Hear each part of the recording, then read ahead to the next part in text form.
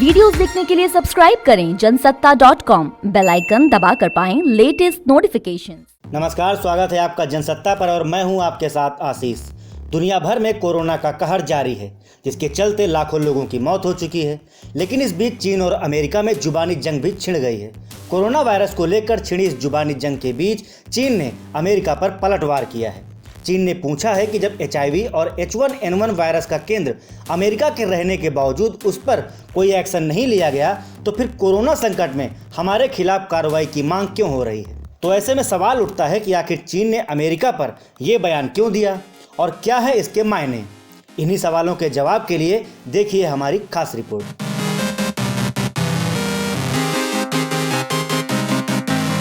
दरअसल अमेरिका के राष्ट्रपति डोनाल्ड ट्रंप ने चीन को आगाह किया है कि अगर यह पाया गया कि चीन कोरोना वायरस वैश्विक महामारी को फैलाने का जिम्मेदार है तो उसके नतीजे भुगतने होंगे। यही नहीं, दिसंबर में ही कोरोना वायरस का मामला सामने आने के बाद ट्रंप ने उसे चीनी वायरस बुलाना शुरू किया था और आरोप लगाए थे कि उसने वायरस को लेकर दुनिया से सच छुपाया है। वहीं जब अमेरिका में भयावह स्थिति पैदा हुई तो विदेश मंत्री माइक पोम्पियो ने चीन की जवाबदेही तय किए जाने की मांग की। इन सब बयानों के बाद अब चीन ने भी पलटवार किया है।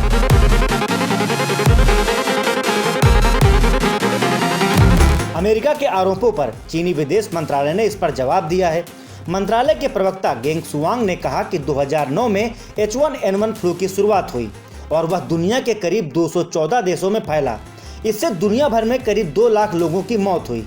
लेकिन तब क्या किसी ने अमेरिका से मुआवजे की मांग की थी?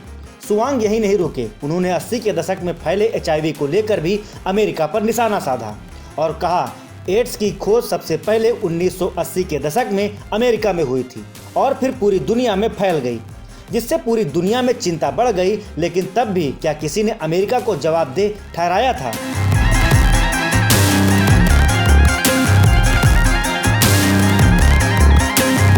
इसके अलावा चीनी विदेश मंत्रालय के प्रवक्ता ने 2008 की वैश्विक मंदी के लिए भी अमेरिका को जिम्मेदार ठहरा दिया और उससे गंभीर सवाल भी किए।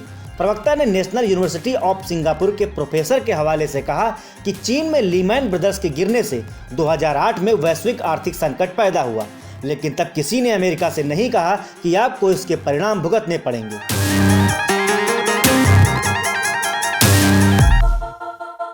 गौरतलब है कि अमेरिका चीन से पहले WHO पर भी निशाना साध चुका है। अमेरिकी प्रेसिडेंट डोनाल्ड ट्रंप ने शनिवार को आरोप लगाया कि चीन ने अमेरिका के साथ गैर पारदर्शी व्यवहार किया और कोरोना के मसले पर शुरुआत में ही उसके साथ सहयोग नहीं किया।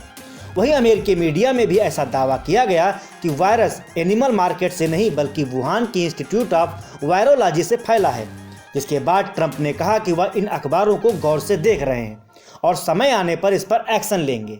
तो ये थी कोरोना संकट के दौरान अमेरिका और चीन के बीच बढ़ते तनाव पर हमारी रिपोर्ट। आपको क्या लगता है, दोनों देशों के बीच जारी जुबानी जंग का क्या अंजाम होगा? अपनी राय हमें बताएं कमेंट बॉक्स में। साथ ही देश और दुनिया से जुड़ी बाकी खबरों के लिए बने रहें जनसत्ता के साथ।